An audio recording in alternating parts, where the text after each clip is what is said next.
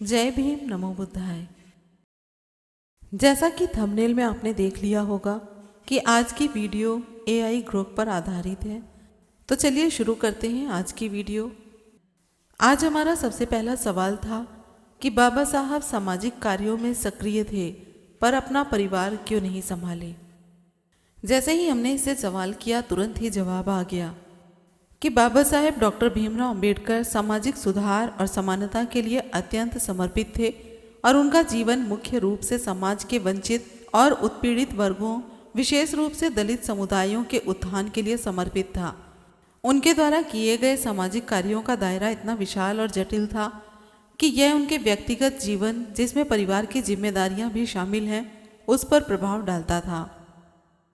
हालांकि ये कहना गलत होगा कि उन्होंने अपने परिवार को संभाला नहीं, बल्कि उनके जीवन की प्राथमिकताएं और चुनौतियां ऐसी थी कि उनका ध्यान अधिकतर सार्वजनिक और सामाजिक मुद्दों पर केंद्रित रहा। कुछ प्रमुख बिंदु जो इस प्रश्न को समझने में मदद कर सकते हैं वो भी हमें ग्रुप ने दिए। पहला पॉइंट दिया सामाजिक सुधारों के प्रति प्रतिबद्धता। डॉक्टर अम्बेडकर का मिशन जाति व्यवस्था, छुआछूत और सामाजिक असमानता के खिलाफ लड़ाई लड़ना था। वे शिक्षा, कानून और राजनीति में सुधार लाने के लिए काम कर रहे थे, जिसके लिए उन्हें अत्यधिक समय और ऊर्जा की आवश्यकता थी।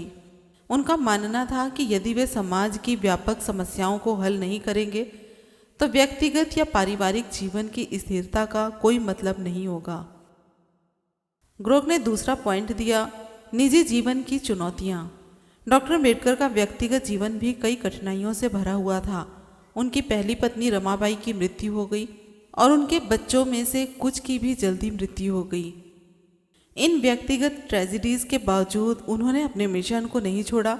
बाद में उन्होंने सविता अम्बेडकर साल्वे से शादी की, जो उनके सामाजिक कार्यों में उनके साथी के रूप में खड़ी रही। तीसरा पॉइंट दिया परिवार बनाम समाज। डॉक्टर अम्बेडकर का मानना था कि उनके द्वारा किए गए कार्य न केवल उनके परिवार बल्कि पूरे समाज, विशेष रूप से करोड़ों वंचित लोगों के लिए थे। वे अक्सर कहते थे कि यदि वे अपने समुदाय और देश के लिए लड़ाई नहीं लड़ेंगे तो भविष्य में कोई भी उनके परिवार या उनके जैसे अन्य लोगों की मदद नहीं करेगा। इसलिए उनका परिवार उनके लिए सीमित नहीं था, पूरा समाज उनका विस्तृत परिवार था। चौथा पॉइंट दिया समय और संसाधनों की कमी। डॉक्टर अम्बेडकर को अपने जीवन में कई चुनौतियों का सामना करना पड़ा, जिसमें वित्तीय कठिनाइयाँ, सामाजिक बहिष्कार और स्वास्थ्य समस्याएं शामिल थी। इन सब के बावजूद उन्होंने पढ़ाई की, कानून की डिग्री हासिल की और भारत के संविधान के निर्माण में महत्वपूर्ण भूमिका निभाई। उनके पास इतना समय और संसाधन नहीं था कि वे पारंपरिक तरीके से एक परिवार को संभाल सकें, लेकिन उनके परिवार के सदस्यों ने भी उनके मिशन को समझा और उनका समर्थन किया। पांचवा पॉइंट था ऐतिहासिक संदर्भ। उस समय 20वीं सदी की शुरुआत और मध्य था।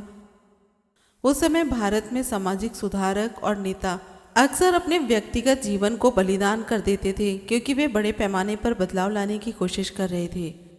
डॉक्टर अम्बेडकर का जीवन भी इस संदर्भ में अनोखा नहीं था। उनके जैसे अन्य नेताओं जैसे महात्मा गांधी या ज्योतिराव फुले ने भी अपने परिवारों को प्राथमिकता देने की बजाय समाज सेवा को चुना। इस सवाल के जवाब में निष्कर्ष निकालकर ग्रोक ने हमें बताया कि डॉक्टर अम्बेडकर ने अपने परिवार को नहीं संभाला नहीं था, बल्कि उनके लिए परिवार और समाज के बीच का अंतर धुंधला था। उनका मानना था कि यदि वे समाज को बदल दें तो उनके परिवार और आने वाली पीढ़ियों का भला होगा। उनके जीवन का हर पहलू, चाहे वह शिक्षा, कानून या सामाजिक सुधार हो, एक बड़े लक्ष्य की ओर था, समानता और न्याय। इसलिए उनका परिवार उनके मिशन का हिस्सा था और उनका योगदान आज भी लाखों लोगों को प्रेरित करता है। यानी कि बाबा साहेब के लिए परिवार सिर्फ उनका अपना परिवार नहीं था, बल्कि वे पूरे समाज को अपने परिवार का एक हिस्सा मानते थे। तभी उन्होंने अपने एक अकेले परिवार की चिंता न करके पूरे समाज की चिंता की और उसका रख रखाव किया। उसके बाद दूसरा सवाल हमने किया उन्हीं के परिवार को लेकर कि क्या बाबा साहेब ने अपने बच्चों का बलिदान किया इस देश पर। उसका उत्तर आया, आपका प्रश्न बाबा साहेब डॉक्टर भीमराव अंबेडकर और उनके बच्चों के संबंध में गहराई से सोचने योग्य है।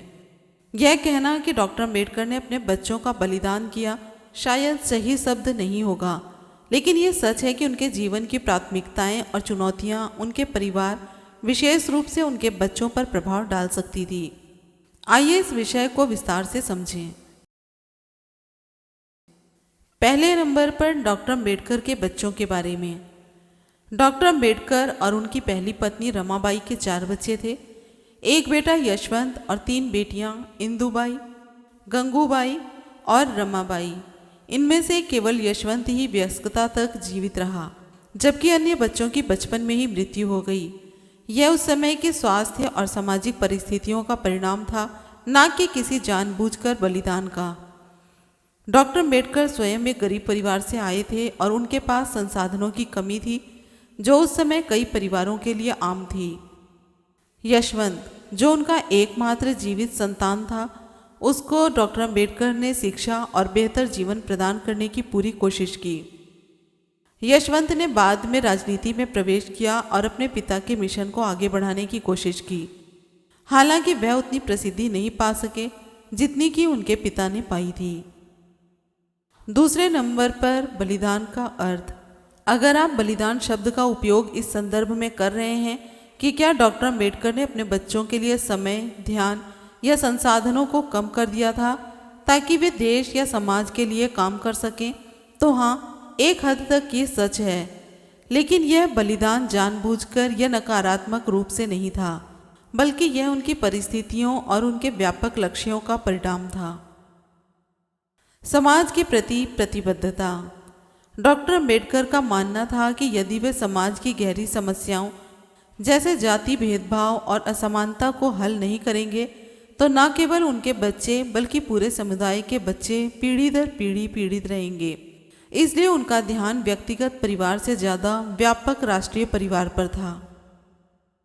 संसाधनों और समय की कमी। डॉक्टर अंबेडकर को अपने जीवन में कई चुनौतियों का सामना करना पड़ा, जैसे आर्थिक कठिनाइयाँ, सामाजिक बहिष्कार और स्वास्थ्य समस्याएं। इन सब के बावजूद उन्होंने शिक्षा हासिल की, कानून का अभ्यास किया और भारत के संविधान के ड्राफ्टिंग में महत्वपूर्ण भूमिका निभाई। इस प्रक्रिया में उनके पास अपने बच्चों के साथ उतना समय बिताने का अवसर नहीं था जितना एक सामान्य पिता के पास हो सकता था। क्या यह देश के लिए था? हाँ, एक तरीके से यह देश और समाज के लिए था। डॉक्टर अंबेडकर का मानना था, यदि वे अपने समुदाय और देश के लिए लड़ाई नहीं लड़ेंगे तो ना तो उनके बच्चे ही और ना ही अन्य वंचित समुदाय सुरक्षित और समृद्ध जीवन जी पाएंगे। उनका योगदान, चाहे वह संविधान निर्माण हो, बौद्ध धर्म की ओर लौटना हो या श्रमिकों और दलितों के अधिकारों के लिए लड़ाई, पूरे राष्ट्र को प्रभावित करता था। हालांकि यह कहना गलत होगा कि उन्होंने अपने बच्चों को नज़रअंदाज किया। वे अपने बच्चों, विशेष रूप से यशवंत को शिक्षा और बेहतर भविष्य देने के लिए प्रतिबद्ध थे, लेकिन उनके व्यापक सामाजिक लक्ष्यों ने उनके व्यक्तिगत जीवन को प्रभावित किया, जो कई महान नेताओं के साथ होता है। परिवार और समाज के बीच संतुलन। डॉक्टर अंबेडकर का जीवन इस बात का उदाहरण है कि कैसे कुछ लोग अपने व्यक्तिगत जीवन को पीछे छोड़कर समाज के लिए लड़ते हैं। उनके जैसे अन्य नेताओं जैसे महात्मा गांधी या नेल्सन मंडेला ने भी अपने परिवारों के साथ समय बिताने के बजाय बड़े पैमाने पर सामाजिक बदलाव के लिए काम किया। यह बलिदान नहीं था, बल्कि एक चॉइस थी, एक ऐसी चॉइस जो उन्होंने जानबूझकर ली थी, क्योंकि वे मानते थे कि उनका काम भविष्य की पीढ़ियों, जिसमें उनके अपने बच्चे भी शामिल थे, उनके लिए लाभकारी होगा। यशवंत और अन्य बच्चों की भूमिका। यशवंत अंबेडकर, जो उनके एकमात्र जीवित संतान थे, उन्होंने बाद में अपने पिता के मिशन को आगे बढ़ाने की कोशिश की। हालांकि यशवंत का जीवन भी संघर्षों से भरा रहा और वह अपने पिता की तरह प्रसिद्धि या प्रभाव नहीं पा सकी। कुछ लोग मानते हैं कि डॉक्टर अंबेडकर के व्यस्त कार्यक्रम और उनकी मृत्यु के कारण यशवंत को वो मार्गदर्शन और समर्थन नहीं मिला जो उन्हें और अधिक सफल बना सकता था। लेकिन यह भी सच है कि डॉक्टर अंबेडकर ने यशवंत को शिक्षा और अवसर प्रदान करने की पूरी कोशिश की थी। इस पूरे जवाब का निष्कर्ष ये निकला कि डॉक्टर अंबेडकर ने अपने बच्चों के लिए समय और ध्यान कम दिया हो सकता है, लेकिन यह बलिदान देश के लिए था, ना कि किसी व्यक्तिगत लाभ के लिए। उनका लक्ष्य था कि उनके काम से न केवल उनके अपने बच्चे बल्कि पूरे समाज, विशेष रूप से वंचित समुदायों को लाभ हो। यह एक कठिन चॉइस थी, लेकिन उनके लिए यह आवश्यक थी। हमारा अगला सवाल था, क्या आज के दौर में कोई है जो बाबा साहेब की तरह कार्य कर रहा हो? जवाब आया हाँ। आज के दौर में भारत में कई सामाजिक कार्यकर्ता और नेता हैं जो बाबा साहेब डॉक्टर भीमराव अम्बेडकर की तरह सामाजिक न्याय, समानता और वंचित समुदायों के उत्थान के लिए काम कर रहे हैं। हालांकि कोई भी पूरी तरह से उनके जैसा नहीं हो सकता, क्योंकि डॉक्टर अम्बेडकर का योगदान और प्रभाव अद्वितीय था, लेकिन कुछ समकालीन हस्तियां और उनकी विचारधारा और कार्यशैली से प्रेरणा ले रही हैं और समान लक्ष्यों के लिए प्रयासरत हैं। आइए कुछ प्रमुख नामों और उनके कार्यों पर नजर डालें। सबसे पहले नंबर पर आते हैं कैलाश सत्यार्थी। कैलाश सत्यार्थी बच्चों के अधिकारों, शिक्षा और बाल मजदूरी के खिलाफ लड़ाई के लिए जाने जाते हैं। उन्होंने कई संगठनों की स्थापना की है, जैसे बचपन बचाओ आंदोलन, जो बच्चों की तस्करी, शोषण और जबरन मजदूरी से बचाने का काम करता है। जैसे डॉक्टर अम्बेडकर ने दलितों और वंचितों के अधिकारों के लिए लड़ाई लड़ी, वैसे ही सत्यार्थी बच्चों, खासकर वंचित समुदाय के बच्चों के लिए काम कर रहे हैं। उनकी लड़ाई भी समानता और न्याय पर आधारित है। उन्हें 2014 में नोबेल शांति पुरस्कार से सम्मानित किया गया, जो उनके कार्य की वैश्विक मान्यता है। दूसरे नंबर पर आते हैं मेधा पाटकर। आदिवासियों, दलितों और विस्थापन के खिलाफ लड़ाई के लिए जानी जाती हैं। उन्होंने नर्मदा बचाओ आंदोलन की शुरुआत की, जो बड़े बांध परियोजनाओं से प्रभावित समुदायों के अधिकारों के लिए लड़ता है। डॉक्टर अम्बेडकर की तरह मेधा पाटकर भी शोषित और वंचित समुदायों के लिए आवाज़ उठाती हैं। वे जातिवाद, सांप्रदायिकता और भेदभाव के खिलाफ लड़ाई लड़ती हैं, जो अम्बेडकर के मिशन से मिलती जुलती हैं। उनका काम ग्रामीण और आदिवासी समुदायों को सशक्त बनाने पर केंद्रित है, जो अम्बेडकर के समावेशी समाज के विचार से प्रेरित है। तीसरे नंबर पर आती हैं सुनीता कृष्णन। सुनीता कृष्णन मानव तस्करी और देह व्यापार के खिलाफ लड़ाई लड़ती हैं। वे प्रज्वला नामक संगठन की सह संस्थापक हैं, जो यौन शोषण के शिकार लोगों, खासकर महिलाओं और बच्चों को बचाने और पुनर्वास का काम करती हैं।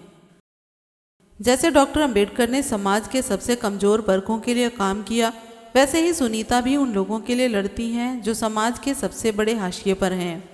उनका काम सामाजिक न्याय और मानव अधिकारों पर आधारित है। उन्हें 2016 में पद्मश्री से सम्मानित किया गया।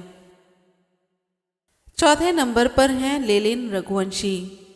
लेनिन रघुवंशी एक दलित अधिकार कार्यकर्ता हैं और नव दलित आंदोलन के संस्थापक हैं, जिसका लक्ष्य जाति व्यवस्था को खत्म करना और समानता आधारित समाज स्थापित करना है। लेनिन सीधे तौर पर डॉक्टर अम्बेडकर से प्रेरित हैं। वे अम्बेडकर की तरह जातिगत भेदभाव और सामाजिक असमानता के खिलाफ लड़ाई लड़ते हैं। उनका काम दलित समुदायों को सशक्त बनाने और उनके अधिकारों की रक्षा करने पर केंद्रित है। वे जागरूकता अभियान, संगठन निर्माण और नीति परिवर्तन के लिए काम करते हैं, जो अम्बेडकर की रणनीतियों से मिलता जुलता है। पांचवें नंबर पे हैं अरुणा रॉय। अरुणा रॉय पारदर्शिता, जवाबदेही और ग्रामीण समुदायों के अधिकारों के लिए जानी जाती हैं। उन्होंने मजदूर किसान शक्ति संगठन की स्थापना की, जो सूचना के अधिकार आंदोलन का हिस्सा हैं। अरुणा रॉय का काम भी वंचित समुदायों, विशेष रूप से ग्रामीण मजदूरों और किसानों को सशक्त बनाने पर केंद्रित है। वे अम्बेडकर की तरह सिस्टमिक बदलाव और सामाजिक न्याय पर जोर देती हैं। उनका आरटीआई आंदोलन भारत में प्रशासनिक पारदर्शिता लाने में महत्वपूर्ण भूमिका निभाई, जो समाज के लिए समानता और न्याय सुनिश्चित करने का एक तरीका है। बाबा साहेब की तरह कार्य करने वाले अन्य पहलू।